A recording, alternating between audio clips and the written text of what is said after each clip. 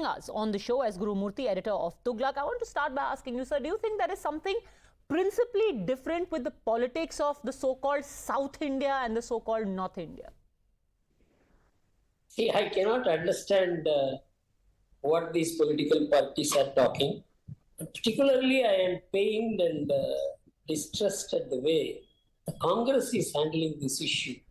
Because personally, I was associated with the Congress as a student and even after I qualified as a chartered accountant. Possibly that is the only political party in which I worked. I had not joined any other political party.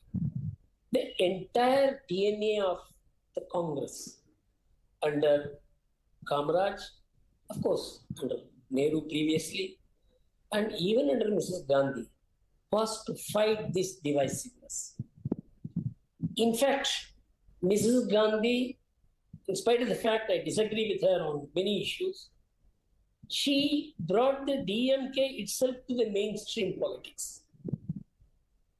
The DMK had started off with a very explosively divisive ideology, anti-national, anti-Hindu, anti-North, anti-Hindi, anti-Brahmin. This was the sum and substance of the DMK ideology. But it had very capable and intelligent leaders to soft land the DMK from this ideological, explosive DNA it had. And Annadurai first gave up the Dravidian separatism, which was a very remarkable decision by a leader who was sworn to divide the country into two. It required enormous amount of capability and also political sagacity to do that. He did it. And then Karunanidhi, equally and perhaps a more capable political mind in the country, had he been born in a place like UP, he would have been the Prime Minister of the country. He had that kind of competence. He managed this difficult ideology to ensure that the cultural, political, social separatism, which was inherent in the DMK, did not get into the DMK's all India political line. And he was the man who fashioned the coalition politics in which the DMK participated.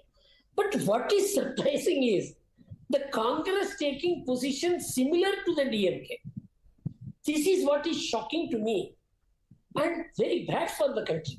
Even today, if you compare the number of votes the Congress gets in the south, southern 4 states, and in the north, the Congress gets more votes. Maybe 60% of the Congress votes are in the north.